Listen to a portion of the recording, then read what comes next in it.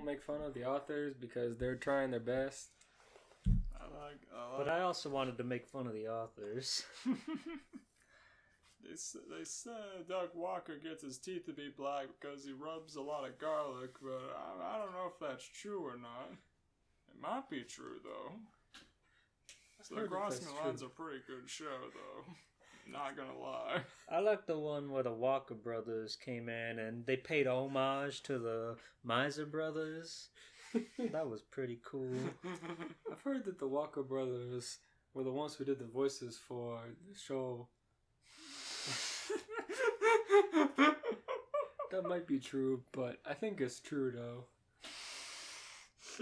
How am I looking, by the way? Am I like a 7 or am I 10? I got confidence, but... I already know I look good, but, like, you should tell me what you think.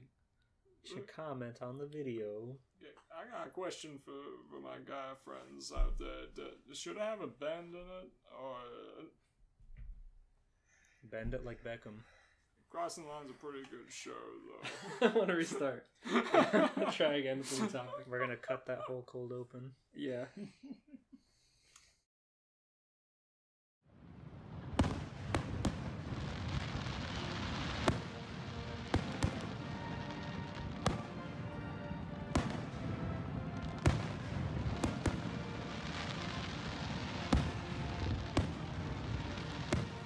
Wow, would you look at those fireworks? I can't believe it. Wow, it is the 4th of July.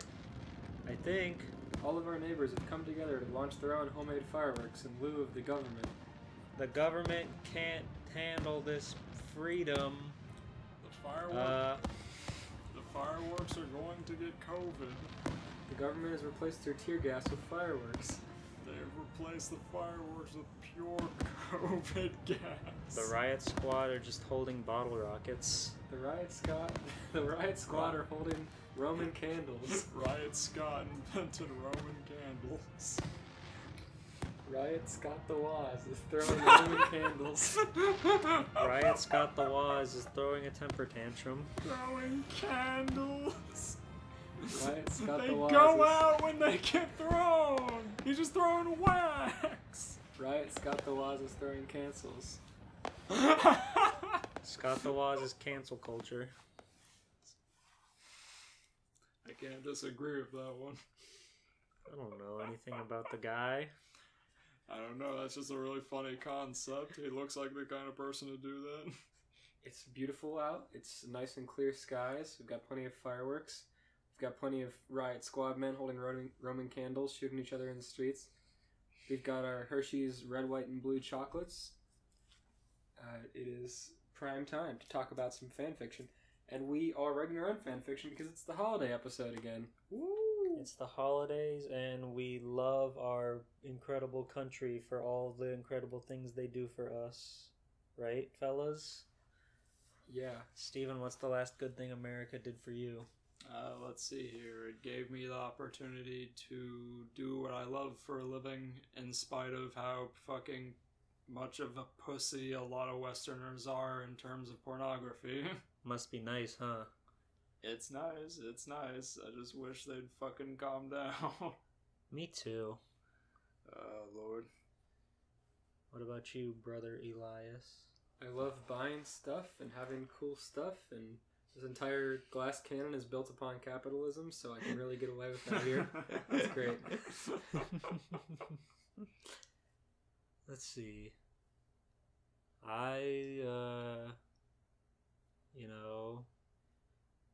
There's some cool stores. I went to a Second and Charles earlier. That was pretty cool. There we go. I didn't buy anything because I didn't have anything I wanted, but I went there and it was cool. I was just in Texas and I visited Buc-ee's, and that's like a gas station the size of a large Walmart, which could only be accomplished in America. Everything's bigger in Texas, they say. God bless. One of our Discord friends recommended I try an apple soda, so I spent most of my time going to Mexican convenience stores trying to find this apple soda, and I didn't find it. But I did find another apple soda that I was informed is available at Taco Bell, so it's not very unique. and it was pretty good. Yeah, it was like what's the name of it? Let's see here. It is. Starts with an M. Matanzis. Let's see here. So the Mexican. God bless America. I was gonna say the Mexican word, but the Spanish word for a Mexican apple. word. Yeah. How do you say apple in Mexican? Scouring my brain for the handful of I Spanish thought you were words gonna I know. say scour the land for an apple or some shit. Let's see here. But I know the friggin' Spanish word for an apple starts with an M. Manzanita Sol. There we Manzanita. go, Yeah, I had that for the first time, and it tastes just like apple juice, like sparkling apple juice. It's great. That's what I Yeah. thought too. Why don't we have apple sodas? I don't know. Typically. I know, right? I guess it's because most apple flavored things are obsessed with green apple, and that's kind of become a very generic flavor. Whereas like actual like cider flavored things that have like actual kind of a sort of a spice hint to it are kind of, I don't know. I guess people don't have much confidence in that existing as a soda. Yeah, and a lot of like more fruity sodas have been died down lately. They're out of all the main brands are like colas or just like normal like Sprite or root beer or whatever. You don't get a lot of that outside of like store brand stuff.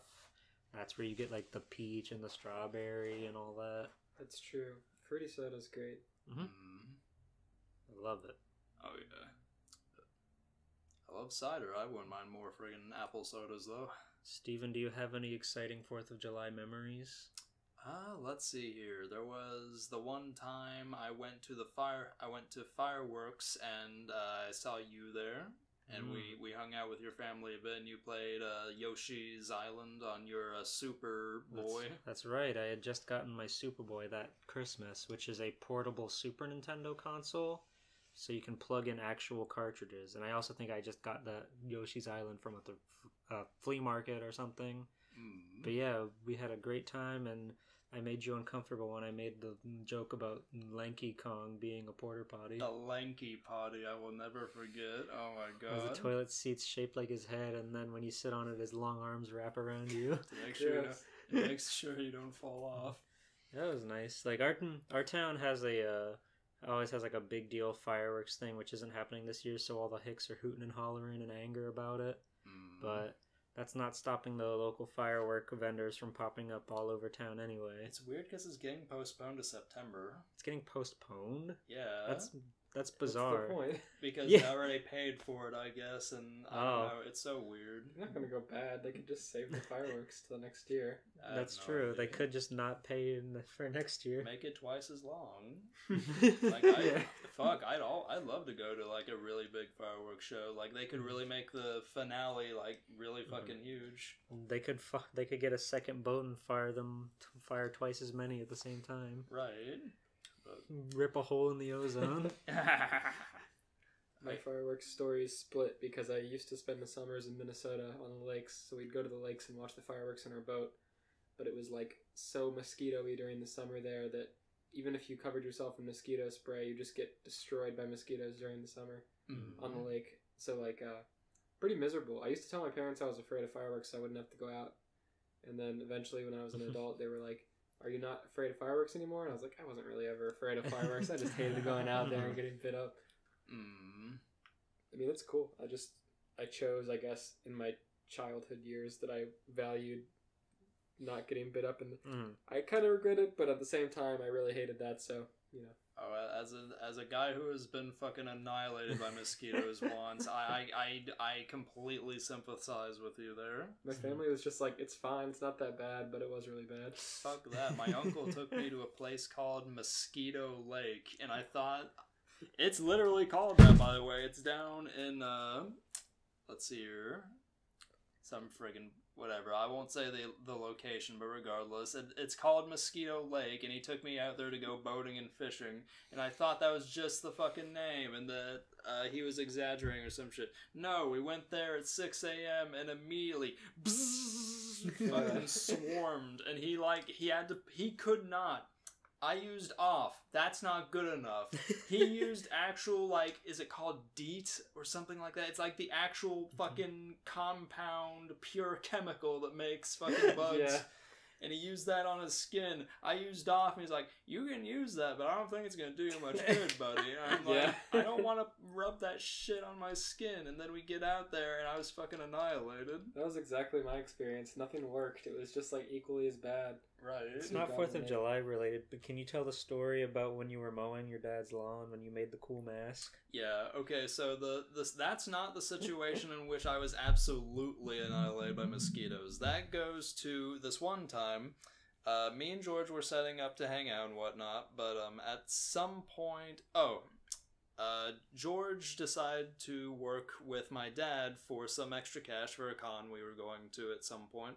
An anime convention, not a get-rich-quick scheme. Right, exactly. And so my father owns a 4-acre plot of land, and of course mowing takes about 6 hours because at the time we had an extremely slow lawnmower, and if you tried to go like faster than that, it wouldn't cut right.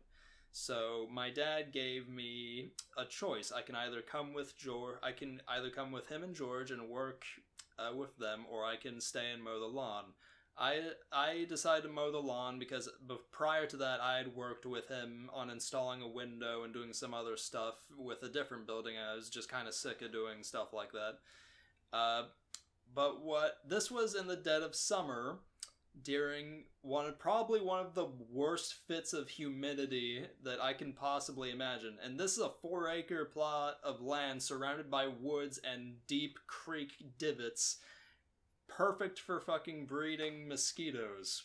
And my dad, you're allowed to call up a mosquito, there's some organization that will... Mosquito control? Yeah, there's a mosquito control organization that'll just come on your land and spray for free. And my father was supposed to have called them beforehand in order to make sure the mosquitoes weren't terrible. And he did not. So when I got out, I was immediately bombarded by fucking mosquitoes. The absolute worst. And I wanted this shit done. I didn't want to just stop and then have to mow again the next day. I wanted my weekend to my goddamn self from that point. So I just stayed out there and got fucking destroyed by mosquitoes. My face, they attacked specifically my face because I tried to cover up my arms and shit. But that didn't work. So, for 6 hours, I trudged along getting fucking eaten up. And then, by the time my dad and George were done with their work and were coming home, I just had a little bit left to do. But at that point, I was so just sick of all this shit that I made a Dr. Doom mask out of tinfoil to protect my face for the last little bit of that excursion. And they came home and they were driving by seeing me on this fucking ride mower covered in tinfoil. And they were laughing their asses off. In the hot Florida sun, and it was melting the skin off your face. You're not wrong. I got inside and then I took off the mask and my face was so fucking swollen and deformed from all these bites for 6 hours. That was traumatizing. That was the worst mosquito experience. Only in America. I've been paid to mow lawns for my friends' parents for a couple of times. I had a couple of friends that had larger lawns and they were like out of town or whatever, and they're like, "Hey, we'll pay you." So I'm like 10 or 13, and it obviously wasn't 4 acres, but it was like a pretty sizable stretch of yard. And as a little kid, mowing the lawn sucks. Yeah. I just want to put that out there. It's 4th of July themed. Yeah, I hate mowing. Like, I don't hate it as much as I used to when I was a kid, because when you're a kid, you only do it because your parents say, like, "Oh, get out, mow on, you gotta earn your keep, yada, yada, yada, yada, yada." Yeah. But nowadays, it's like, it's a minor inconvenience, and especially with all the riding lawnmowers these days. True. It really isn't a big deal. But when you're a child and that's one of the few chores going around, it's just awful. Again, hot Florida sun, no fun. You have no Right. leverage as a child. You can't push very easily. Yeah. Oh, true. Ugh. Then, like, when you're an adult, like, you can plan around it. Like, it doesn't just come out of nowhere and hurt your weekend. Yeah, and shit. exactly. Like, your parents would say, you're mowing the lawn tomorrow," and you're like, "But I wanted to play my video games. It's the weekend." And he's like, Yeah, but I guess like nowadays it's sort of a decent task for like contemplation and whatnot, because like it's such a brain dead simple task. Just fucking walk around, cut all grass, so you can just kind of think and listen to music. Mm-hmm. So like it's not as bad as an adult now that we have like conveniences that make it less of a chore. Yeah, I mean, just the last 10 years, it's been listening to things on the go have become such a convenience. Oh in yeah, life. I listen to podcasts like daily at my job. G-Pool, what's your 4th of July story?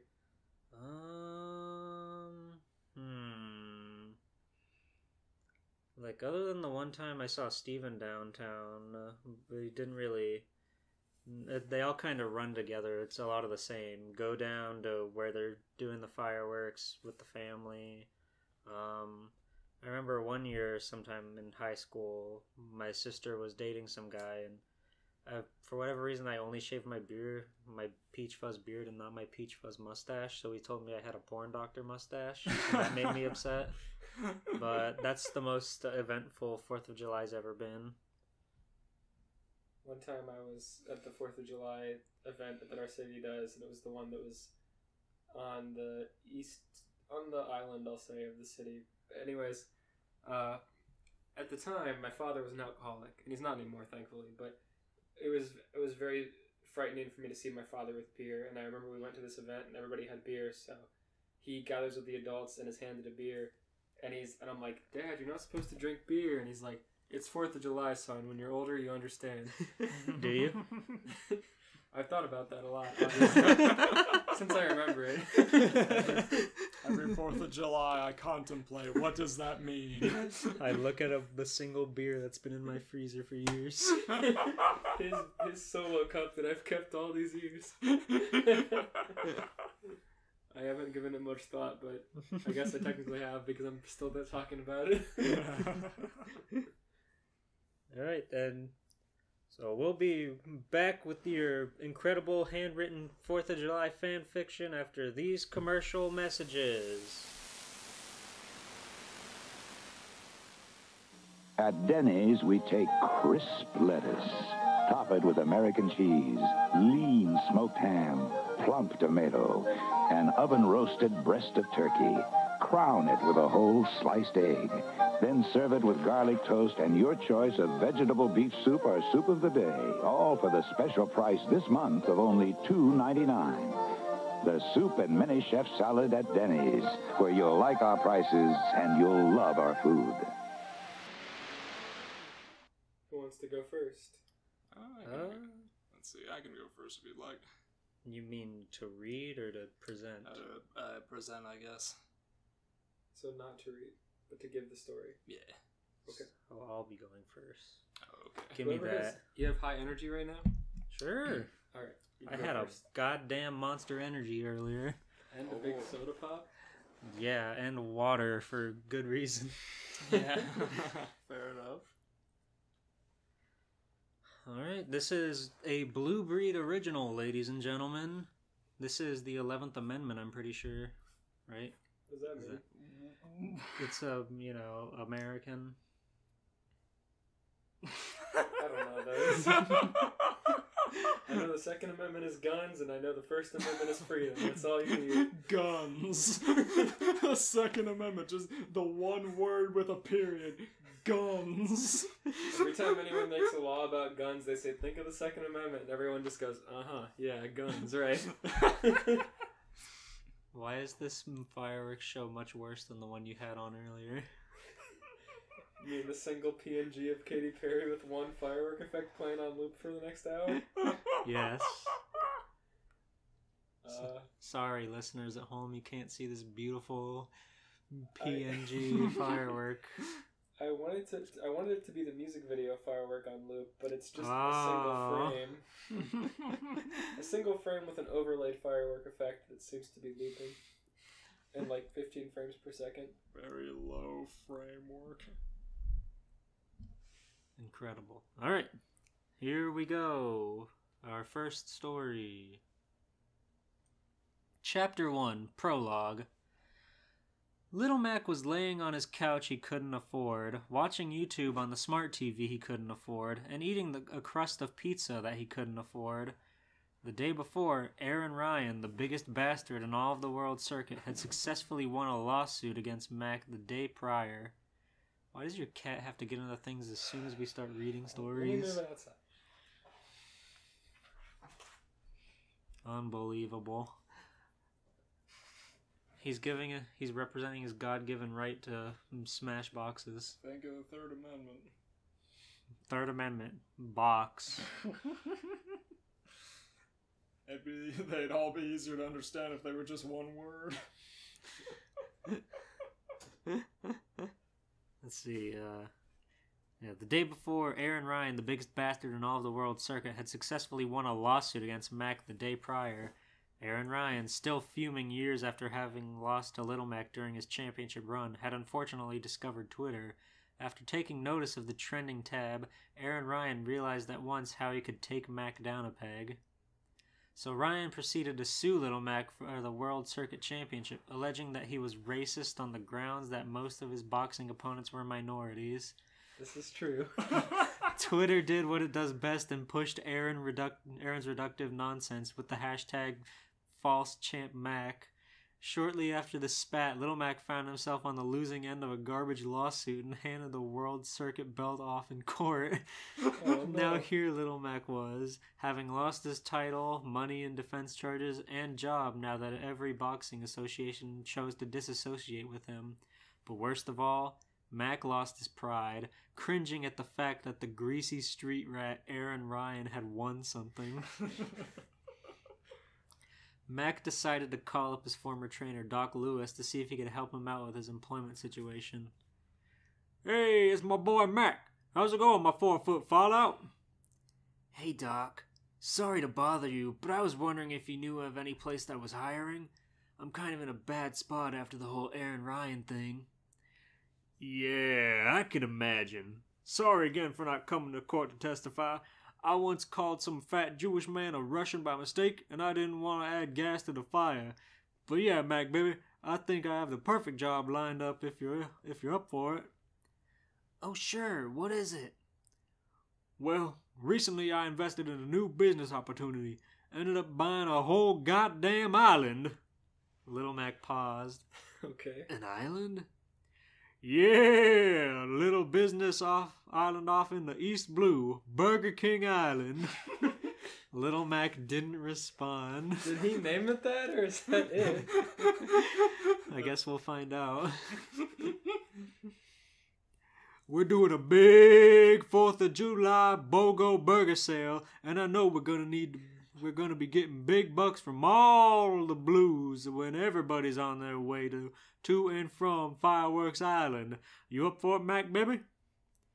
Mac gave it some thought and, with a sigh, pushed back the many questions he had about the acquisition and responded, "Sure, sounds good, Doc." Doc Lewis gave Mac directions on how to get to the place of business, and the next day, he set out on his rowboat to Burger King Island. Chapter 2, the rest of the story. Sometime in the early evening, Little Mac had arrived at the restaurant-sized island.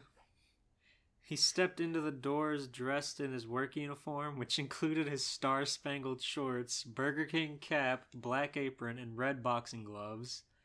Doc Lewis quickly came out from the kitchen in his patented red shirt, jeans, and a BK cap of his own to greet Mac and lead him back to his workstation.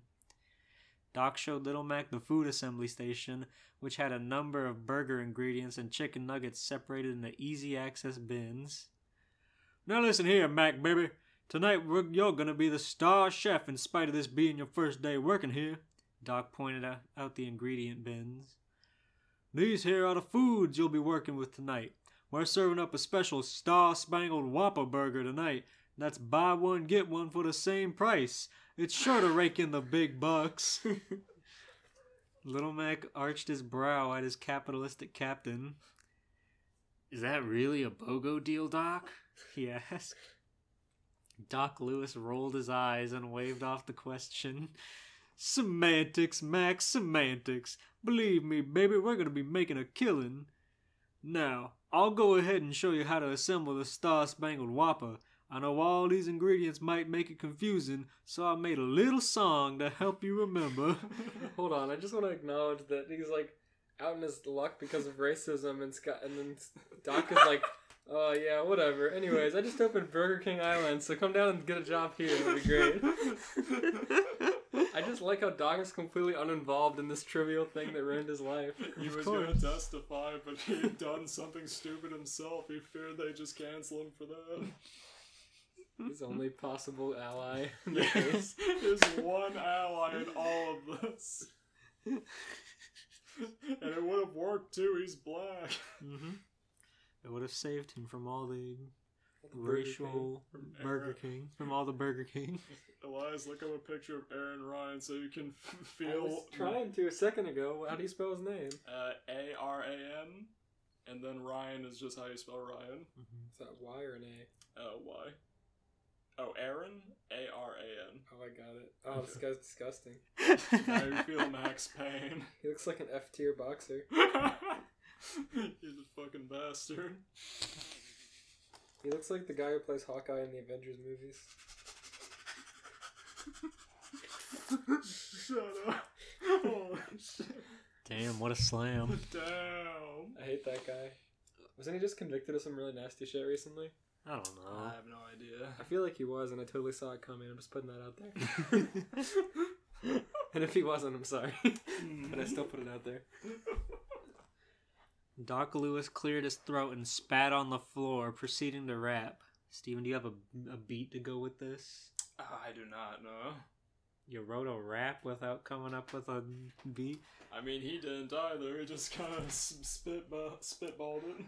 I can put something on for you. Well, actually, no, that would sound horrible. Yeah. So never mind. No, don't worry. I'll do it.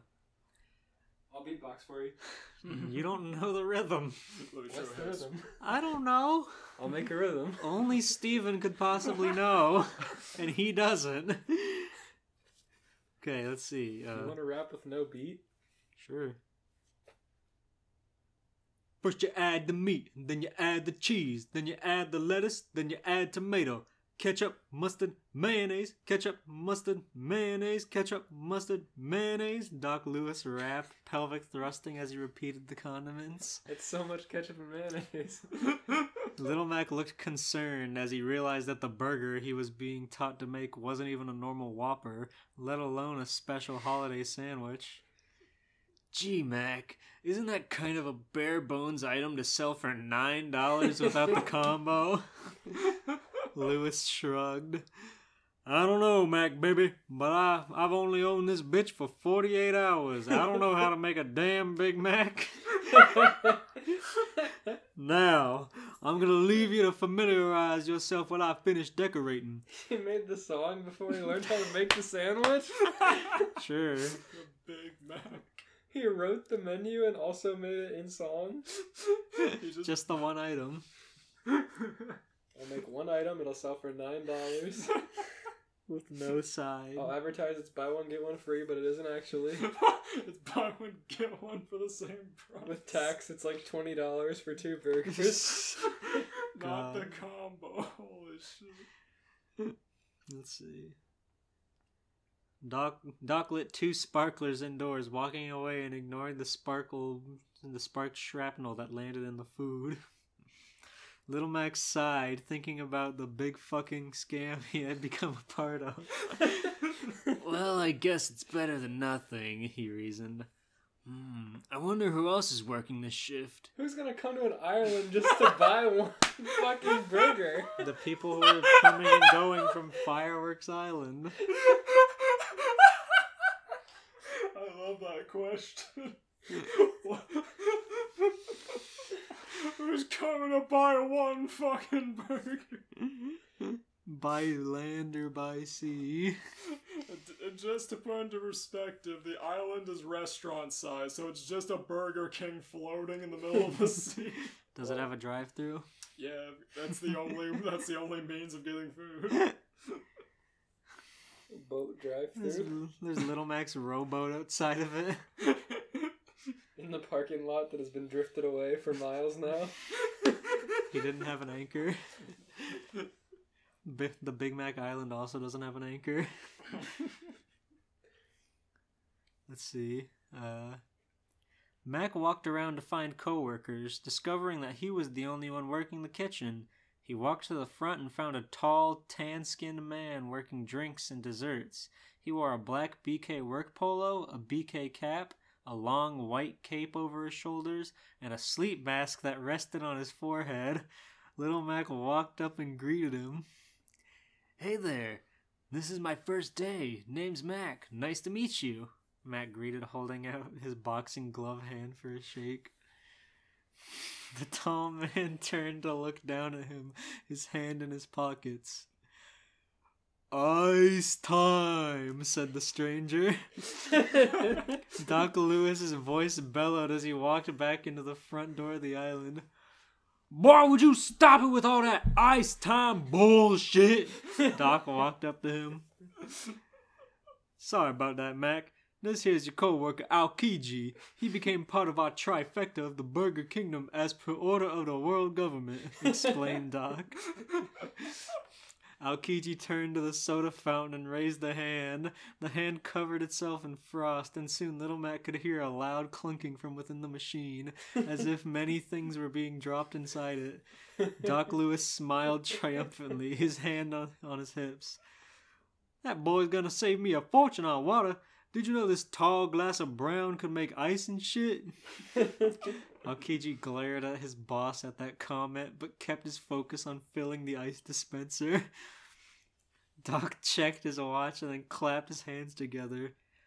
"All right, it's that time, gentlemen. I'll be working the drive-thru if you need me." With that, everyone assumed their positions. Doc Lewis stood at the drive-thru playing Pokemon Go on his phone when suddenly a familiar voice came in the window. I am ready to order." Doc grimaced, recognizing the voice almost immediately. He opened the drive-thru window to see a single wooden dinghy afloat outside, carrying a morbidly obese man in a plaid shirt laying back in a small gaming chair. "What do you want this time, the whole damned restaurant?" snapped Doc, this being the man's 8th trip to their island today. "I would like the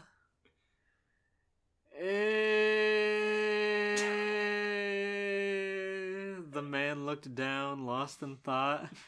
About 5 minutes later, his eyes darted upward in the now closed drive-thru window. "Oi!" he shouted. Doc slammed open the window. "Look, can you decide what you want before you come up in here with your I got a business to run, Abramov," shouted Doc. "I would like Star Spangled Whopper," said the captain of the SS Fuckhead. "Okay, that'll be $9.56. The man struggled to hand a $10 bill to Doc without leaving his chair. Doc threw a dime into the water and closed the window, walking up to give Mac the order. "1 Star Spangled Whopper, Mac, baby," he ordered. Little Mac turned to his station. "All right, time to get to work. Now, what do I do again? Oh yeah, the song." Mac laid down a bottom bun and proceeded to assemble with his boxing gloved hands. Ignore the meat, then onion rings. How about lettuce? Handful of tomatoes. Ketchup, ketchup, ketchup, ketchup, ketchup. All right, Doc, it's finished." Doc walked in and looked with horror at the mess of ingredients without so much as a top bun. "What the fuck is this?" he said with shock. "It's the item he ordered." "The song, Mac, the song! I sang the song!" He's gaslighting Mac for singing his own song. Keep in mind, Mac assembled this of boxing gloves on, so he already made a mess without even assembling it. Doc sighed, wrapping up the monstrosity his progeny had concocted. Serving it anyway. He can't waste ingredients. Has 5 squirts of ketchup. They have to make sure they have enough for the rest of the customers. He ignored the beef. Ignored the top bun and the mayo. All that's on there is onion rings, lettuce, tomato, and ketchup. And a bottom bun. This fat bastard keeps coming back for more. His 8th shrimp. You have a lot to learn, Mac, baby. Whatever, let me just hand this off real quick. He walked to the drive-thru window and threw the food at the man, the parcel of ingredients ricocheting with a wet slap against the man's chest and coming undone inside the boat, making a mess. I would like a refund. The man was cut off by Doc throwing another item in the boat. Have a free dessert and have a nice day, sir. The window slammed shut. Who is this, the wheelchair kid from Malcolm in the Middle? No.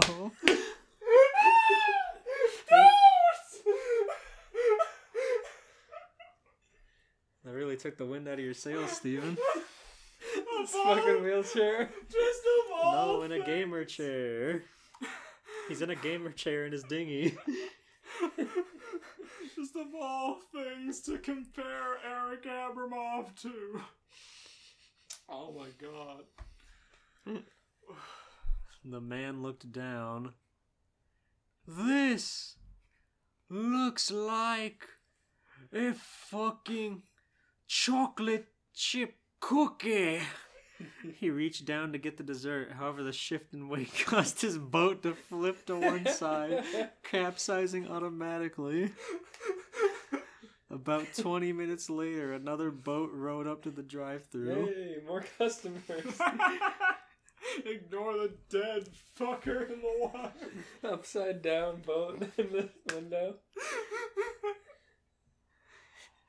Hello, said the boater.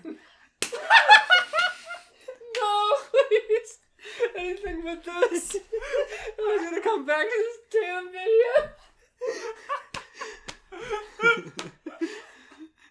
Doc opened the window to see a man clad in blue overalls and a red cap. He leered to the customer with contempt. Hello, it's a me. The customer greeted again, as if he was impressing somebody. Another man was in the back of the boat recording with their phone. Why must you dissect this damn video every time? What do y'all want? Doc said, trying to keep his composure with the prankster. Hi, it's a me, Mario. And I was just wondering if you guys had anything Italian, the man asked, as if he didn't know the answer to the damned question already. No, responded Doc, already tired of his shit. Oh, well that's too bad. Do you have anything with a marinara sauce? The jackass goaded. Boy, you something stupid again. Boy, say something stupid again and see if I don't jump in that damn boat, Doc warned, seething rage under his breath. Doc is so mad at his only customer. He's gotten the worst people in the world so far. That's true, he doesn't have an innate ability to recognize bullshit. The strongest in the East Blue. What a terrible start to his shift. Yeah. Day 2 of his business. The man rudely turned to the cameraman behind him, muffling a chuckle. Well, I don't want to piss anyone off, so I guess I'll just order my french fries then. Doc saw the man roll his eyes as if he were being inconvenienced and turned back to him. I would like a large french fry, please. Drop the French, no salt, salt packets in the bag. Doc took the man's money and went back to his chef, Little Mac. Alright, boy, what we have here is what we call a bad customer. Doesn't even tell him the order. Immediately on defense. You can tell by the fact they laugh without a joke being made. He wants some fries dropped fresh, so drop some fries on the floor and take 10 minutes doing it. Then I want you to roll them around in salt and give me back a full bag of pepper, alright, baby? Mac did as he was told and handed it off to Doc, who threw a cold, salty bag of starch at the cosplayer in the boat. The bag smacked him in the head and bursted into a shower of bad fast food. Doc is smashing these meals on people. And taking their money. You bitch! Yelled the mustachioed asshole. He angrily ranted to the camera before rowing off on his way. Doc pulled a chocolate bar from behind his back and bit into it, exasperated. I am so fucking tired of these goddamn YouTubers, Doc vented. Aokiji is so lucky nobody's ordering drinks. He doesn't have to do anything. He's just standing there in the corner, motionless, waiting for ice time to be needed. Refilling the ice machine. After a while, a massive ship with some kind of lion head on the front of it pulled into the drive-thru. A red-headed girl in an American flag bikini stuck her head out of the window of the side of the boat. Whoa. Doc opened the window and, at the sight of the new customer, hid his chocolate behind his back and leaned against the window in a suave manner. Sorry for the wait. I was just benching $5.90 with one hand. Now what can I get you, honey? He flirted transparently. The red-haired girl ignored his composure and proceeded with her order. Yeah, hi. Could I get 7 big kids' meals, please? Doc smirked and arched a brow, misinterpreting the recipients of these meals. Damn, baby, you been busy, huh? He goaded. Yeah, used to say the least.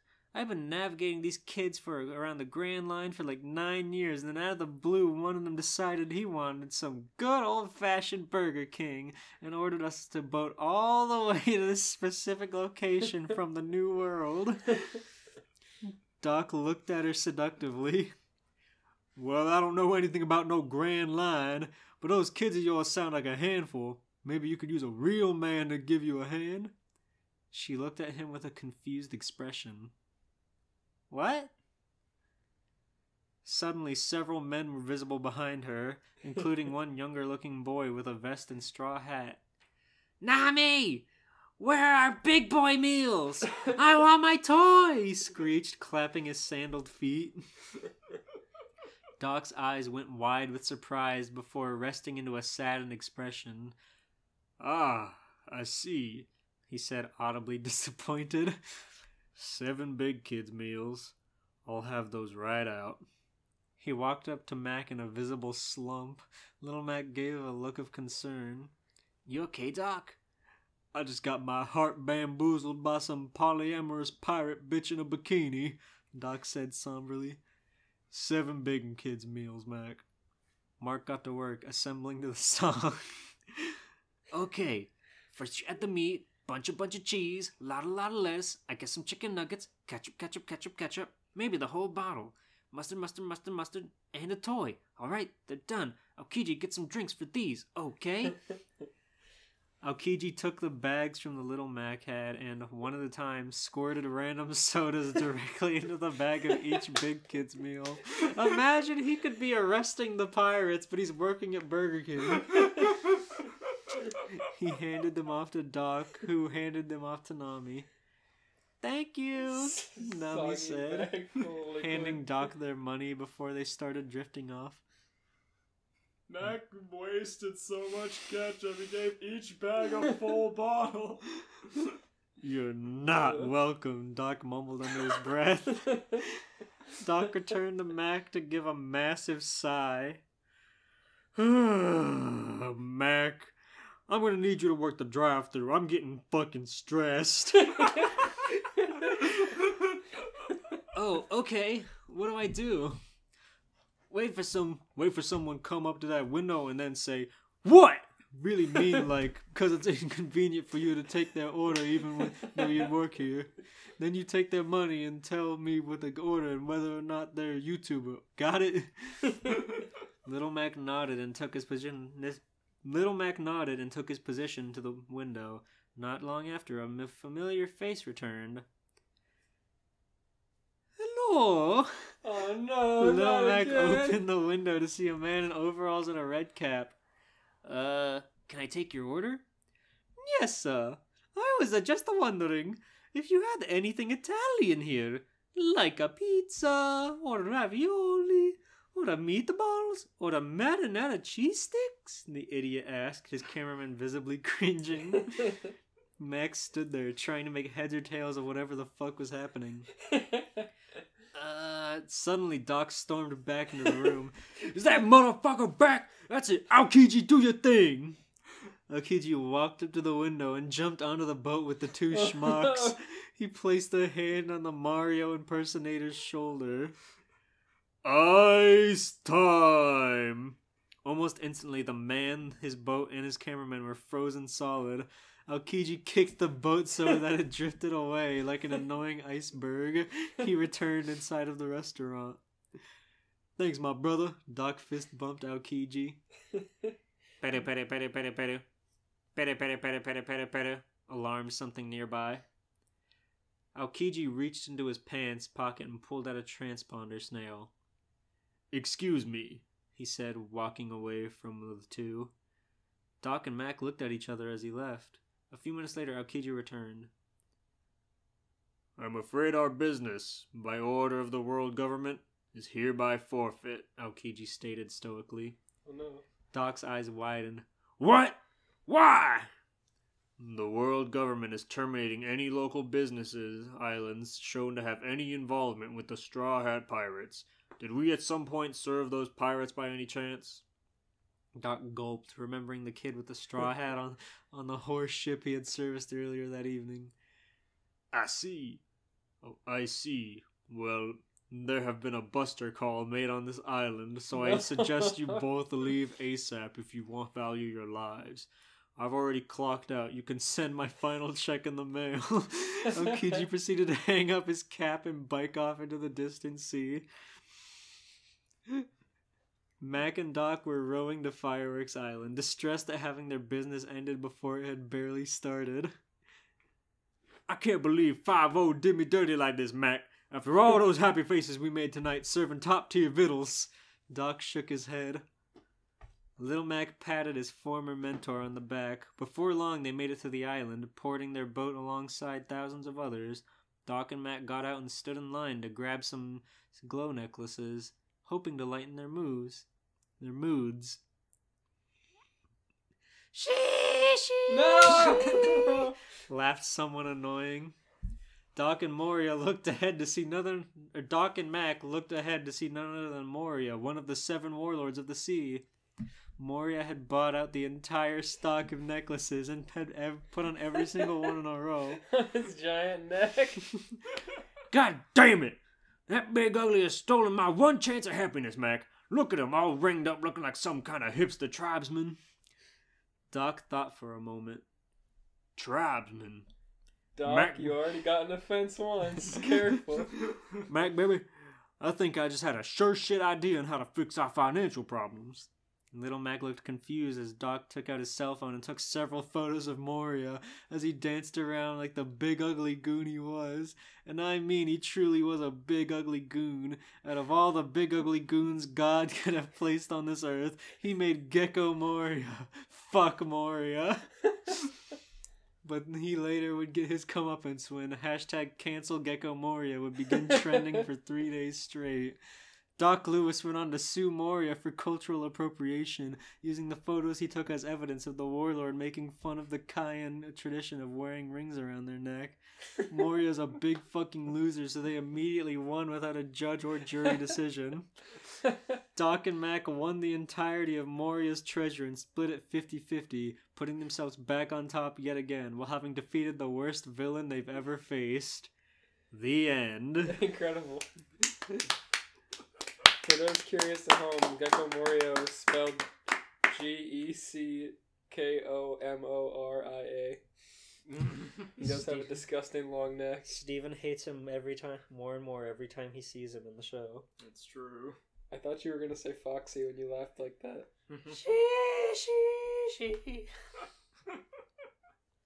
That was incredible. I rate that 5 ketchup squirts out of 5. I rate that 1 lazy boat push by the Admiral kick. Kind of like when you're setting a boat off to the dock. Incredible. Okay. Gigi fucking murdered her Chalvarez. I just imagine him hopping out the window, lazily kicking the boat away as it goes on under an ice, hopping back in.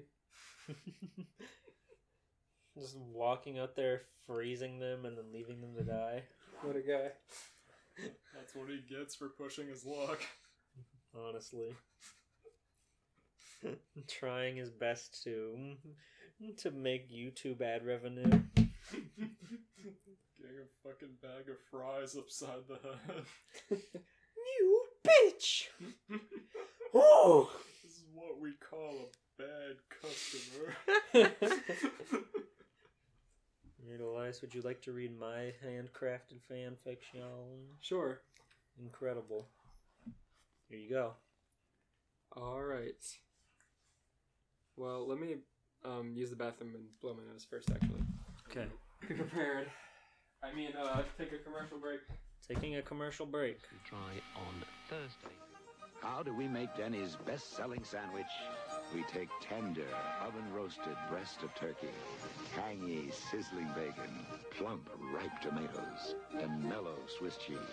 Pile it on thick French bread, grill it to a golden brown, and serve it with French fries.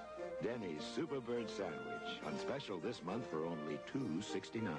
But only at Denny's, where you'll like our prices and you'll love our food. Scottish nationalists, if there's a hung parliament. Christ. Yes, there was a song. Of course, it's the song. Well, yeah, but... You think it would just be this? Yeah. An hour of one looping firework Oh my god. with no audio? Well, I thought maybe there was a sound effect for the one firework. 9:34 p.m. Thanks, Ash. Where would we be without him? I'm ready to read the story. Okay. There you go.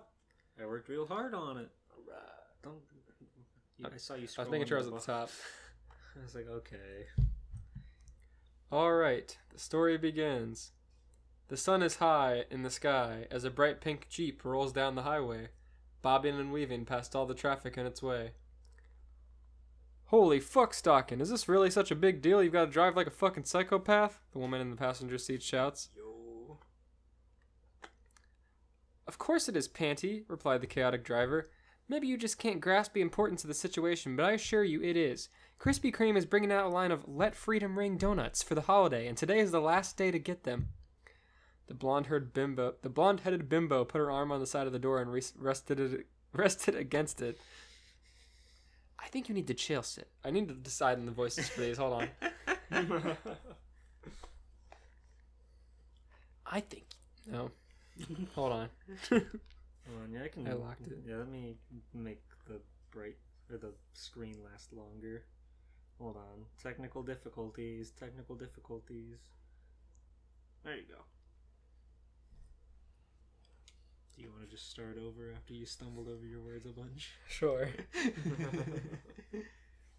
The sun is high in the sky as a bright pink Jeep rolls down the highway, bobbing and weaving past all the traffic in its way. Holy fuck, Stockin', is this really such a big deal? You've got to drive like a fucking psychopath? The woman in the passenger seat shouts. Of course it is, Panty, replied the chaotic driver. Maybe you can't grasp the importance of this situation, but I assure you it is. Krispy Kreme is bringing out a line of Let Freedom Ring donuts for the holiday. Perfect. And today is the last day to get them. Is that really the voice you want to commit to that? Please do. Let Freedom Ring donuts. The blonde-headed bimbo put her arm on the side of the door and rested against it. I think you need to chill, sis. Your sugar obsession is going to get both of us killed one day. We're almost there, Stockin cheered, her mouth already beginning to water. The American flag-styled Freedom Ring donut, the patriotic sprinkled ring donut, and the explosively stylish firework ring donut. I pledge allegiance to the red, white, and blue. My taste buds know it to be true. Is that the voice you really want to commit to this whole thing? Why? See through, the pink attack vehicle comes to a screeching halt in the parking spot at the Krispy Kreme. Oh, that's a typo. Yeah. Alright, Stocking, brace yourself. Stocking begin. You're about to taste the most Wait, I would assume that's... Yeah, this is Stocking talking. Okay. Just replace the Stocking with Panty. There you go. Alright, Panty, brace yourself. You're about to taste the most patriotic and enticing flavors known to man. I exclusively write my stories in the middle of the night so I can really get into a fanfiction's mindset. Hell yeah. Panty slouched back in the passenger seat as her sister ran inside to claim her culinary delight. She glanced at the car they had parked next to a large SUV. She glanced at the car they had parked next to, a large SUV. She stared intently for a moment, watching the movements of whoever was inside. Just then, Stocking reemerged from the restaurant. Hey, Stocking, you seeing this? Panty asked, pointing at the car. The two looked on as the owner of the vehicle seemed to prop his cell phone on his dashboard and press a button to begin recording. And I say, what's going on, my sexy pieces? It's your man, Dame Fuck! I thought it was going to be Joey. Okay, I'll try again. I would never write a story about that right-wing fascist. Oh my god. Likes his own damn tweets. Come on, that was such a good Joey impression. I'm never going to do that again. Oh shit. Maybe in Steven Stales. And I say, what's going on, my sexy pieces? It's your main man, Dame Drops, back with another super official food review. We're out here at a Krispy Kreme trying their special limited edition Let Freedom Ring donuts.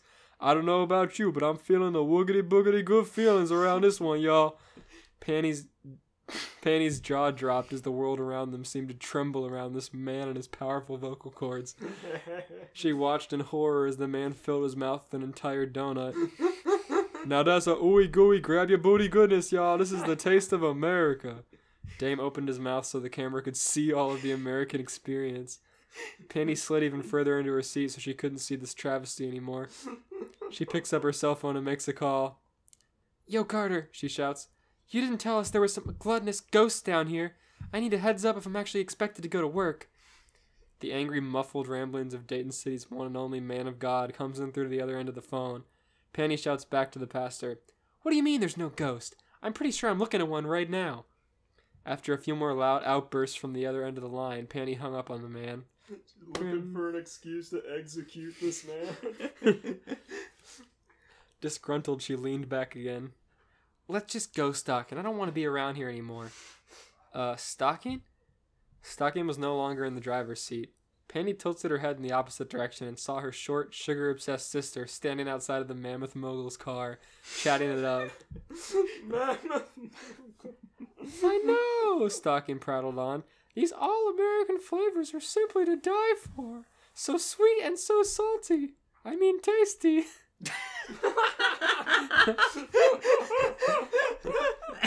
I see you, boo-boo, Dame replied. The only thing sweeter than the glaze on these bad boys is the way you looking in the limelight, girl. Makes me want to take a trip to Swirl World and unfurl, you know what I'm saying? I'm so upset right now. What do you mean? What's wrong? You've never wanted to go to Swirl World and unfurl? Stocking giggled and blushed. Oh, you don't mean that, you big flirt, you. You big fuck. Hey, Stocking, what the fuck? Panty shouted at her sister. I want to get the hell out of here, so let's go already. Stocking completely ignored her sister. She was captivated by the big man on campus. He really knew how to speak her language. You know, a pretty young thing like you surely has something going on tonight, yeah? Big plans for the fireworks show, I bet? No, actually, Stocking replied. I was just here for the donuts. I didn't even know there were going to be fireworks here. I'd love to see them. Are you okay? Dame calculated. Well, you're in luck, honey bunny. How about you spend some time with your main man, Dame, and we'll eat the day away until the show tonight. How's that sound? I'd love to. Stocking clambered into the passenger seat of the man's studio. Stocking's gonna divorce this man. Hey, bitch, don't leave me here, Panty screamed. A set of keys landed in her lap. Ching. Don't wait up. Don't wait up, Panty. I'll be home when I'm home, Stocking yelled. Don't you worry, Dame said as he shifted his car into reverse. I'll take real good care of Spaghetti Betty here. She's gonna be feeling herself like a freak on Friday night. Spaghetti Betty. I love rhyming. That's really good. That is something he'd fucking say, too. Oh my god. The two peeled off, leaving a furious Panty Anarchy to drive herself home. She took her pent-up aggression inside and fucked the shit out of the young guy behind the counter. Stocking and Dame ate the day away. They found the Crunch and Munch for lunch. They ate and reviewed and ate and reviewed. She even got to try Dame's special brand of hot scream spicy ice cream. Before long, the sun was beginning to set, and the pair found themselves at an outdoor cafe near the lake where the fireworks will be set off. It's just like Honey Pop. Stocking was sitting in Dame's lap, nibbling on a rather thick slice of angel food cake. She was wearing the pair of Dame Drops brand Flex custom shoes. Dame had an entire meaty mitt filled with her plump, pudgy ass cheek. Oh, damn. Oh, Dame, Stocking began. I had a great time with you today. I've always wanted a man who feels the same way I do about sweets. I see you, honey boo boo. I am all about the sweet life of Zack and Cody, if you know what I mean. Dame replied, giving the girl's bottom a quick pat. Stocking let out a tiny yelp from the sudden smack. Oh my, you're so naughty, big guy. Stocking turned around in Dame's lap to face him directly. Say, she said, how about we go back to my place after the show, and we can really let our sweet feelings run wild. Dame looked confident, and he once again got in a mad squeeze, this time with both hands. Damn, girl, you really go for what you want. You want the dark chocolate, you got it so long as I can squeeze as I please, baby girl. Amidst this magical moment, the first of the fireworks began to go off and light up the sky. Stocking's eyes were lighting up in amazement of not just the flashy lights, but all the feelings that she can feel swelling up inside of her. Patriotic imagery of flags and stars went off overhead, the Star-Spangled Banner playing through the loudspeakers. I expect a compressed Star-Spangled Banner over this scene. Truly, this is the kind of wonderful feeling that being an American was all about. Stocking thought back to how all that started. Just one random novelty item from a chain restaurant led to all these feelings inside of her. The amazing array of fireworks had finally come to an end. People everywhere were heading home. The two lovebirds, still in each other's embrace, realized that it was time to go.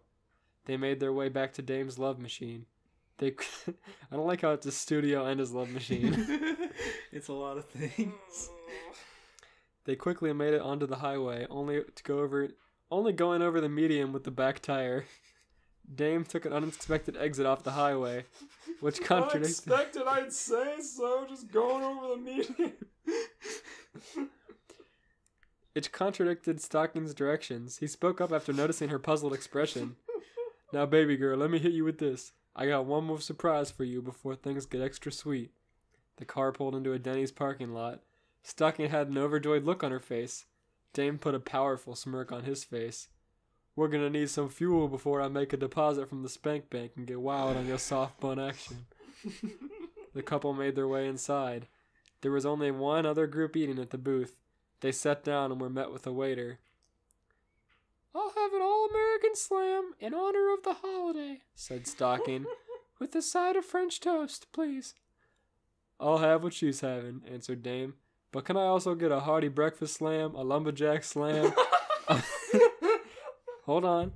A Belgian waffle slam, an original grand slam, a Tres Leches pancake breakfast, a cinnamon roll pancake breakfast, a salted caramel and banana cream pancake breakfast, a double berry banana pancake breakfast, a blueberry pancake breakfast, a Wild West omelet, an almond omelet, and Miami cheese and omelet, a Philly cheesesteak omelet, a Moon's Over Miami, a grand sandwich, a country fried steak and eggs, a T-bone steak and nacho tots, the zesty nachos, the premium chicken tenders, the mozzarella cheese sticks, a honey buttermilk chicken tender sandwich, a Cali chicken burrito, a mega Philly cheese melt, a Cali deli sandwich, a club sandwich, a super bird, an American diner double, a double cheeseburger, a bacon avocado cheeseburger, a bourbon bacon burger, a slam burger, the Mediterranean grilled chicken, the Brooklyn spaghetti and meatballs, a crazy spicy sizzling skillet, a bourbon chicken sizzling skillet, a sirloin steak, the wild... menu! It's not most of the menu. the wild Alaska salmon, with a side of seasoned fries and beer-battered onion rings, and a chocolate milkshake. Oh! The milkshakes he skims on. Holy shit. I made it perfectly clear that Dame wanted every single menu item on the menu. I'll have a Every- cheese hamburger and also. And also everything. Also looks at the menu and He's like pointing down the line. I literally looked up the Denny's menu and just went down the line. Holy shit. bet you improved your words per minute by like 10 just typing this. It's so many consonants, it's crazy. The waiter left with their orders, caring for their cramping hand after writing out the entire Denny's menu on a handful of sheets. After what could have been minutes of what could have been hours, the waiter, along with the entirety of the staff, pushed table after table together so Dame could see his feast. Most of it had gone cold due to the restaurant having a policy of not bringing out anything until the full meal is prepared. Dame was visibly pissed off at this, though he knew better than to hold on to this grudge and make a video about how this particular Denny's had dropped the ball later. He'd be doxing the staff later and sending his foodie fam to ruin them. Holy shit. Overall, the meal was good. Stocking squealed in delight over her patriotic late-night meal. Once the food was cleared, Dame was kind enough to pay for his lady's meal. Then they returned to their car. Dame let out a massive fucking burp that shook the windows of his vehicle. I thought for a minute he was gonna pay for hers and make her pay for his. It's romantic, I swear. Happy 4th of July, honey. After a relatively short drive, they made it back to the church where Stocking lives. They quietly made their way...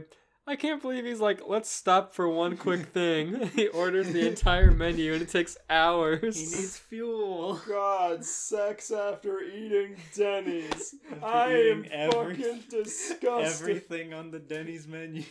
Dame drops. A little bit of fun crossing the line trivia. There was a period of almost 2 years where he went to Denny's every single Tuesday at midnight for like, again, 2 years. And oh my god, every single night we felt like shit. It's true. I wasted so much money there. I could be a millionaire. It if I got to didn't the go to Denny's every week. I mean, it got to the point where many of us weren't even ordering food. We'd just go sit down for like an hour and feel like shit and leave. True. Just from the ambiance. The Denny's tap water and all the homeless people and crazy people that would come through. Anyways. After a relatively short drive, they made it back to the church where Stocking lives. They quietly made their way past Gardner's room. Such stealth wasn't needed to get past Panties. She brought home the Krispy Kreme boy and had been sucking his soul straight out of his balls. Once in the bedroom, Stocking began to undress, putting on quite a show for the 400-pounder. Dame had quite a smile on his face. Oh, he has quite a smell too. I can imagine. The Denny's smell. It smells like shit. Must.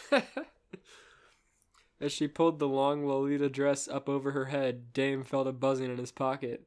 He looked down on his cell phone. Without hesitation, he answered the call. Hello? Oh, really? I got you. Yeah, I got you. I'll see you soon. I love you too. Dang hunk. Oh, Dame. shit. Oh no. Some deep lore. Some deep Dame drops lore. Dame hung up his phone and looked at the girl's bod. Even Dame knew that these cartoon proportions were hot. Hey, so, Dame began. I actually just remembered. I got somewhere to be. But, it was great hanging out with you. Dame began to make his way to the door. I actually just remembered, I have a wife. Wait, where are you going? Stocking asked. I thought you were going to put your Snickers in my soft bun action. Dame scratched the back of his head. Well, you see, I got this thing at home, and this thing... Anime character. This thing is my wife, and we have been going through a pretty rough patch, but now she's ready to fix things up, so yeah. Stocking looked distraught. She didn't realize up until now, but obviously, a guy like him already had someone who cared about him. Dame looked around a little bit and left without a word. As she watched the taillights of the super official snack wagon speed off, she collapsed on her bed, not knowing what to think. There was a light knocking at her open door. Standing in the doorway was her sister Panny, naked and covered in all kinds of Krispy Kreme. "You okay, bitch?" Panny asked softly. There was no response from her forlorn sister. Panny sighed. She tossed something toward Stocking. It landed on the bed next to her. Stocking barely turned to look. It was a Hershey's Red, White, and Blue Cookies and Cream 6 full-size candy bar pack. The sight of this impeccable gift from her sister of all people immediately fixed her mood. "Thank you, Panny, I love you," Stocking shouted as she began to gobble down a bar and compare the feelings she felt as the candy touched her taste buds to that of 100 dicks dipping in whipped cream, pummeling her pussy at once. Impeccable. Panny made her departure and returned to the room, where the sounds of more soul-sucking occurred. As usual, Garterbelt didn't get any sleep in this goddamn house. He begrudgingly pulled a laptop out from under his bed and opened his internet browser. After typing in some choice words, he clicked a video and began watching. So, right back at you guys, this is Bob from Food Dip. Oh, thank God. I thought he was watching fucking Dame. The end. Woo! That's very fun. Oh my God. I give it a broken marriage out of 10. They patched it up. I give it a 6-pack Red, White, and Blue Hershey's White Candy Bar. Fun pack. I changed my rating. I changed it to Panty losing her life savings at a Denny's out of 10. White panty. Because Stocking. Okay. Stocking's Dame's credit card bounced and Stocking had to pay for it. Thank you. That I was really stuck on ideas with that one until like last night when it finally hit me, and I was like, "That's it. That's what I'll do. I'll make them fuck and then bring in his wife situation because the divorce arc of the Dame Drops anime is my favorite arc." I feel that. And also when I was looking at my words, I was like, "This isn't gonna be nearly long enough. What do I do?" And like, Denny's All American Slam. Wouldn't it be so funny if I read out the entire Denny's menu? And it was. Yeah. You got me there.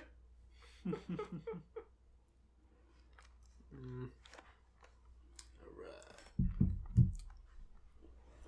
What you got for me? Yes, My 4th of July story. Hell yeah. Take us home with Elias's special 4th of July tale. Alright, let's see here. Chapter 1. It's 6 p.m. at the local Circle K gas station. The neon sign just beginning to glow as the late day sun lowers on the parking lot. The sign's logo is a white circle with a red crab silhouette. The building itself is shaped and painted like an old wood crab catcher. With double doors facing the lot, there are gas pumps out front, but they are not self-serve.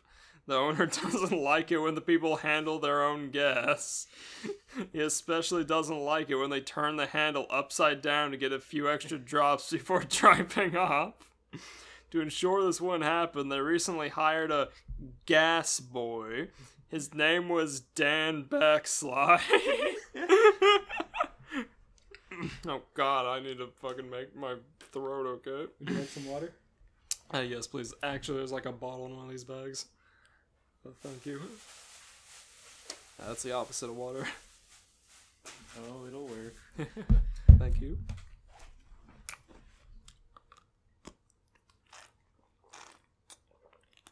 Thank you. Just a moment, sir! Dan came bursting out the double doors as a small red-haired boy began lifting the pump from its holster to pump gas into an old sedan he was clearly too young to be driving. Sir! Why do you insist on pumping your own gas? I've told you many a time, we are not a self-serve gas station! The snotty boy looked up in his direction, peering into his long nose. I do what I want when I want because I want to do it. The boy slammed his foot down onto Dan Backslid's toes. Dan screamed in pain. Oh, oh, ah!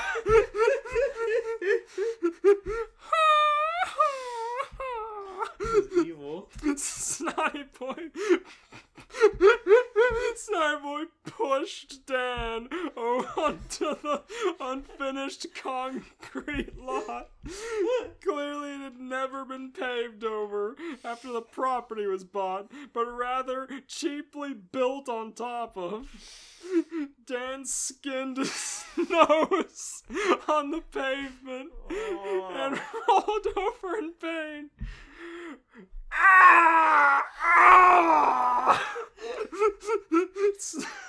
Snotty stepped on Dan's nose Oh my God. and then onto his back as he walked into the Circle K, causing Dan's nose to flatten and his spine to crack into place under the boy's hurdy-gurdy. Jesus Christ. He got his shit kicked in, holy hell! Just following protocol. Excuse me, sir. Snotty boy just kicked the shit out of him and went inside. And laugh. He's just doing his job.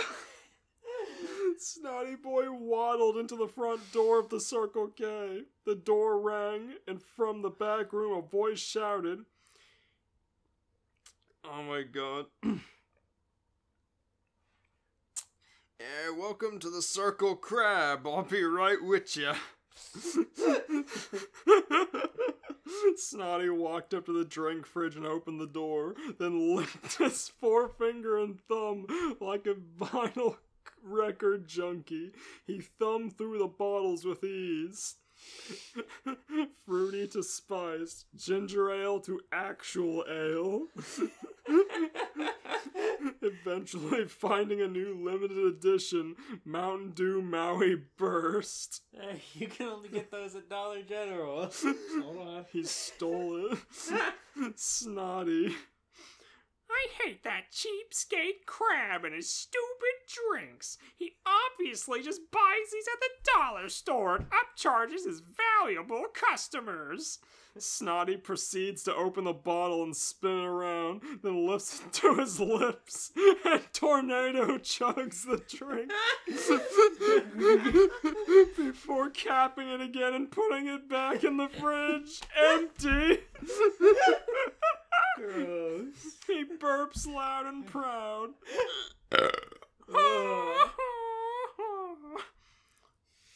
You need something? No, sir.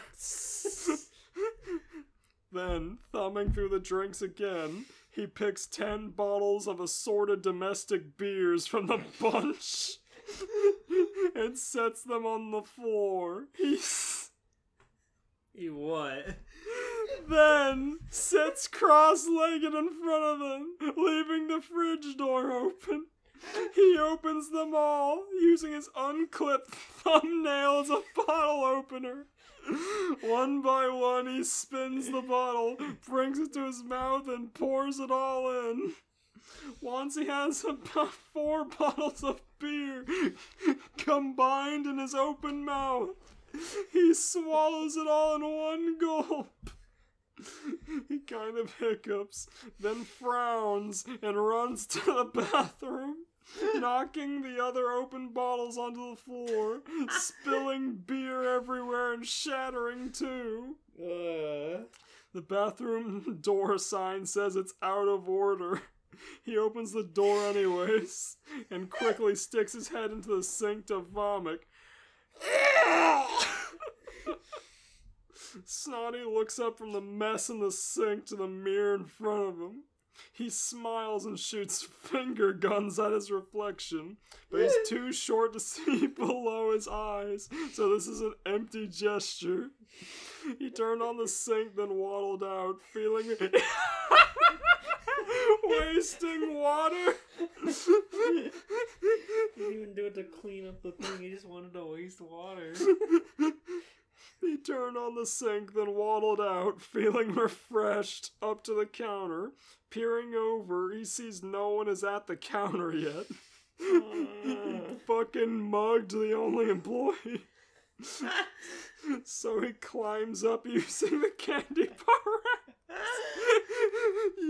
Using the candy bar racks below as footing. Crushing several Snickers bars and a Reese's cup in his weighty wake. Standing on the counter, he looks around. He sees the gas boy lying face down outside and no one else in the store. Probably doesn't help that their gas prices are $10 a gallon. Considering there's a gas station across the street at $2. Snotty coughs, then grabs a handful of fireworks and lighters from the counter display bin. He lights one and sticks it in the register keyhole. He stuffs the rest in his jeans, hops down and faces the door. He kicks with all his might and cracks the glass. With stubby little legs. Then opens the door, steps outside, and slams it behind him, shattering the glass frame. The firework then caused the register to pop open, and with that sound, out came the man in the back room. The man. The man is a red crab with blue jeans, a black belt, and a light blue shirt. He had just got done counting his money and had a big smile on his face. What a beautiful day to count me money. He took one look upon the combination dirty sink water, beer vomit, and glass puddle that encompassed the store and screamed, Mr. Backslide, what is the meaning of this? Dan Backslide instantly popped up in place at attention, out of fear of his job. You see, Mr. Krabs had only agreed to pay the new gas boy and what he'd be losing in gas droplet money, and the only person he'd be able to pay so little would be a prison inmate. Dan's life was in Mr. Krabs' hands. Should he fail at this job, it's 10 more years in the big house. Despite standing at attention, Dan's nose drooped down, and his uniform was covered in gravel and dirt stains. He was frowning. Snotty Boy had stolen his shoes. So his socks are getting soaked in the ugly puddle. Dan.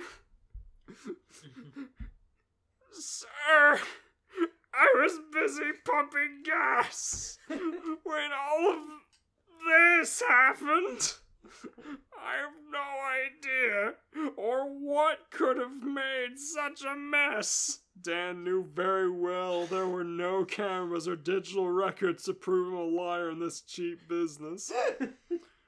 Well, in that case, go find the hoodlum who caused all this trouble. I want him swabbing the deck by sundown.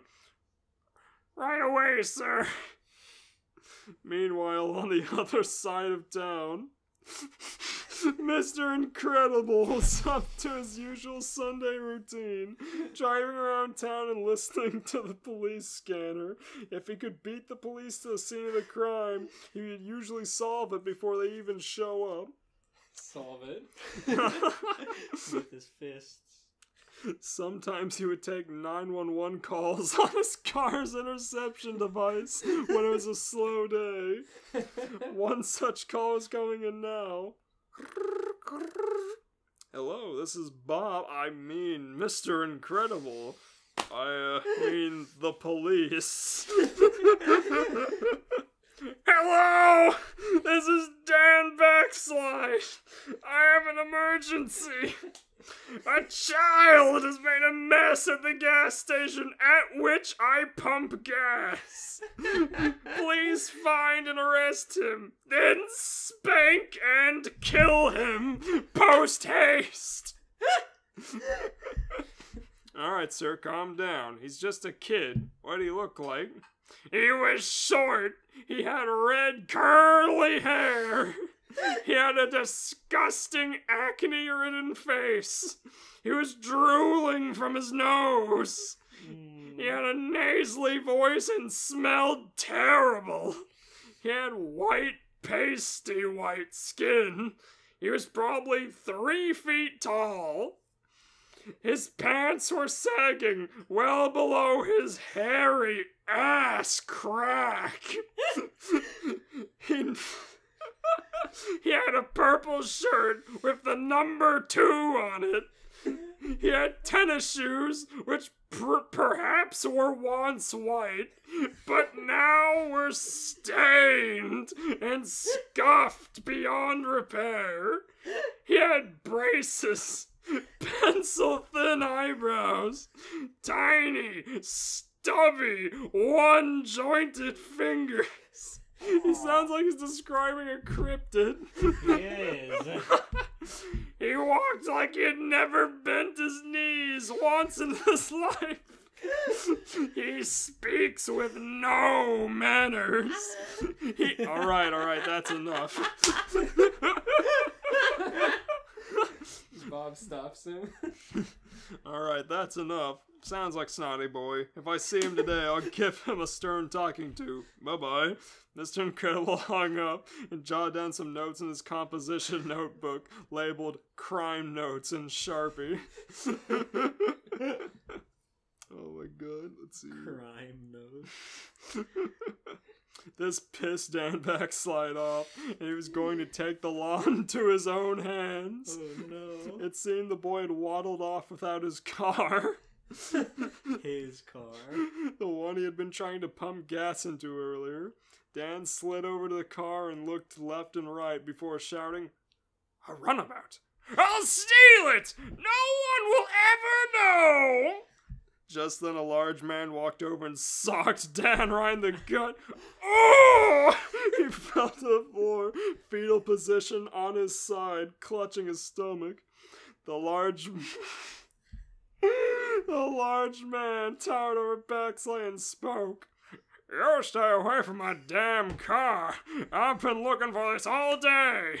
He then jumped in and kicked his legs really fast, burning out on the cracked pavement and leaving foot-shaped tire marks everywhere, but not before leaning out the window to hawk a caveman-sized dip split into Dan's exposed ear.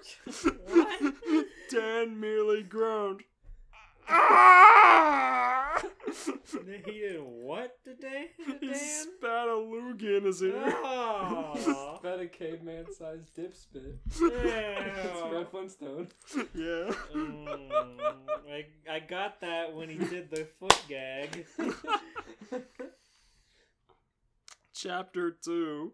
Mr. Incredible had been speeding a safe 25 miles per hour over the speed limit in a residential area when suddenly he hears swears coming from the neighborhood park. Your city is like the fucking Cartoon Network city. From the Yeah. Volcanoes. I All love the it. cartoons just live together. This fucking, was it Freedom Fall? I don't know. Titanfall? Fusion Fall? That too, I guess. Oh my god. Let's see here. Anime Dan backslide. Not on my watch. He pulled over and walked to the general area. Using his super average hearing, he narrowed the noise down to a tree nearby. He walked up to and pressed his head to the side. God fucking damn it! This tree sure is a tight squeeze. Gadget better get here soon. Hark! Is there somebody stuck here in the tree? Ignore me, citizen. I am stuck, but it is not your concern. Nonsense! I'll have you out in a snap. Yuck! Bob punched the tree, knocking the air out of the tree out of Chief Quimby, rendering him unconscious. Bob quickly realized this may not have been the best way to solve the problem. Yeah, I'm sure it was. Looked down the trunk and saw a man with his eyes closed. Bob looked around quickly. Oh no, oh shoot. Just then... Just then a man with a large gray trench coat tapped Mr. Incredible on the shoulder. Bob turned around and, reading his embroidered coat, knew this to be Inspector Gadget. "Hello, sir. Would you please step aside? I have urgent business with this, tree." Bob, inner monologue. Think, Bob, think. How did the mayor sound? Bob stepped aside and then hid behind the tree, his large frame poking out both sides. "Chief, are you in there? I heard you had a mission for me. Something illegal going on nearby. I need to inspect on the double." Bob's eyes lit up. He couldn't let a dangerous mission be assigned to this goofball. He had to put a stop to this. Yes, I do. I just got word that a small-time thief has been terrorizing local gas stations. He was... That's Inspector Gadget on Snotty Boy. He was last seen at the Circle K. Please go investigate and... Bob checked his notes. Spank and kill him. You got it, Chief. I'll head over there right now. Just then, 2 yellow striped helicopter blades sprung out of his hat on either side. He grabbed the brim with his fingertips and flew up and away towards the Circle K. How much Inspector Gadget research did you have to do for this? This is beautiful. Not much. I just knew the basics. I was about to say it. What the heck is with this guy? I've got to tail him and make sure he doesn't rough up Snotty Boy too bad. He's gonna spank and kill him! Why did I say spank or kill? That backslide guy put that in my head. Stupid! Bob jumped into his car through the window, scraping his back on partially raised glass. Ow. It left a slight red mark, but with the way Bob reacted, you'd think he'd been shot. Oh! Ow! Dang! That hurts! Then he looked at his phone for a few minutes, then hit the gas and began driving in the middle of 2 lanes towards the Circle K. He's going back and forth, wasting gas. Chapter 3. Dan had been laying face down in the Circle K parking lot for the last 20 minutes. He had found solace in sleep. That was until a nasally voice started speaking to him and poking him in the closed eye with a gloved hand. "Hey, hello there. Hey, hi there. Hello, hi. Do you work here, sir?" Without getting up, Dan looked down at his shirt and said, "Proud employee of Circle K," along with a funny crab holding a sign that said, "Have patience with me, I'm a convict." "Yes, sir, that is correct." Gadget made a finger swipe gesture. "Great! I heard there was some trouble here with a little thief that may need to be spanked and killed." Dan fumbled to his knees, patting off his shirt and looking up with a dastardly smile. "That's right! He was just here! Snotty Boy! Confound that Snotty Boy! Ooh, how I hate him! He could have gone far! He walks very, very slowly!" Just then, some fireworks went off above the Circle K. They appeared to be coming from behind the building. The inspector and Dan both whipped their heads towards the display. "Hey, hey! Happy 4th of July!" "That must be him, Inspector! We just had all of our fireworks stolen moments ago!" Sure enough, as the duo rounded the corner behind the building, squat near the back entrance was Snotty Boy, rigging up his next bottle rocket in one of several mere stolen beer bottles. He reeked so badly of booze you could smell him just by looking at him. Dan covered his giant nose, and Inspector Gadget wagged his finger. Dan with his nose plugged. Ah, put those fireworks down, you hooligan! Wordlessly, mouth agape, Snotty Boy pointed the bottle towards Dan. Just as the fuse reached its end, it blasted off and hit Backslide right in the eye, exploding and knocking him to the floor. Oh no. He covered his eyes with his palms and screamed, kicking his legs in the air.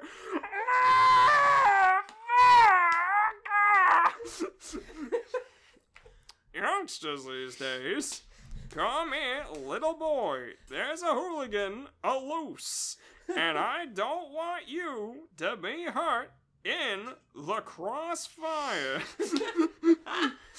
With his robot grip, Gadget picked up Snotty Boy, completely ignoring any resistance as the boy tried to kick his way loose. Gadget walked over to the front of the double doors and pushed his way inside. He expected to see an employee.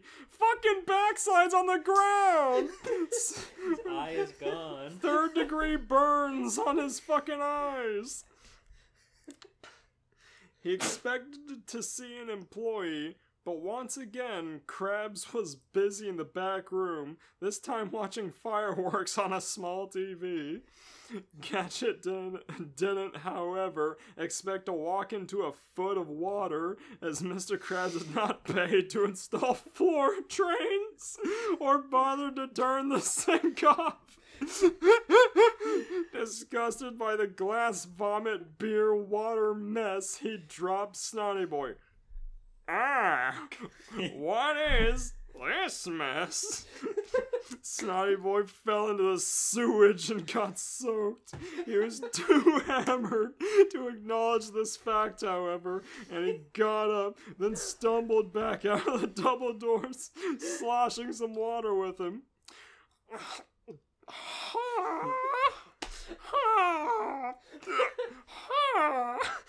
Mr. Incredible is standing in his way, however, and lifted Snotty Boy by one stubby arm, then stepped back inside. Ah, Snotty Boy, is this your mess? Unbelievable! Are you gonna clean this up? Mr. Krabs just walked out of the back room and watched his Snotty Boys lifted and scolded. A smile came to his face, knowing this would soon be over and he wouldn't have to spend a dime of sweater money cleaning up this mess. Ah, a snotty boy, eh? That's exactly who I'm looking for. Go, go, Gadget, extendo arm. Gadget extended his arm like Mrs. Incredible might and slapped Snotty Boy's ass so hard that it hurt his hand. Damn. Causing Bob to drop him back into the water. This time, however, Snotty Boy did not get up. He floated face down towards the middle of the room before kinda spiraling slowly unconscious towards the middle. Krabs frowned. He also wondered what happened to Backslide. Krabs' pants were now soaked, and these two do-gooders were standing around like they didn't just execute a child on his property. Hey, you two! Either clean up this mess or get out of my store! Bob and Gadget looked at each other and then shrugged. They stepped over the lifeless body of Snotty Boy and shuffled out towards the parking lot as the sun set. It would appear Mr. Incredible's car had been stolen. Dan was nowhere to be seen. The end. Fuck, I love that. Holy shit. What a cavalcade of cartoon humor. That was just every possible fucking meme I love in one fucking place. I love it. Holy shit. I give it I give it Snotty Boy's finally dead out of 10, thank God. I give it a foot of water and mess out of a foot. Holy shit. I rate it myself and give it a one-eyed damn backslide driving a car down this freeway 25 miles over the speed limit. Punished backslide. A bottle rocket to the eye. Holy awful. shit. That's horrible. After he got a loogie in his ear. By Fred Flintstone. A fucking dip loogie nonetheless. Inspector Gadget was like, "Are you an employee here?" And he looks down at his shirt and it just says, "Be patient with me, I'm a convict." He's like, "Yes." This detective. Are you an employee here? This detective can't read his shirt. I cannot read. You'll have to read it to me. Well, I think all of our stories do a good job of celebrating what America is really all about.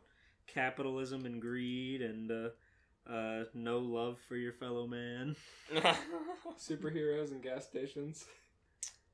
Late night meals and sex appeal. Dan backslide. Burger King. Burger King. Fast food.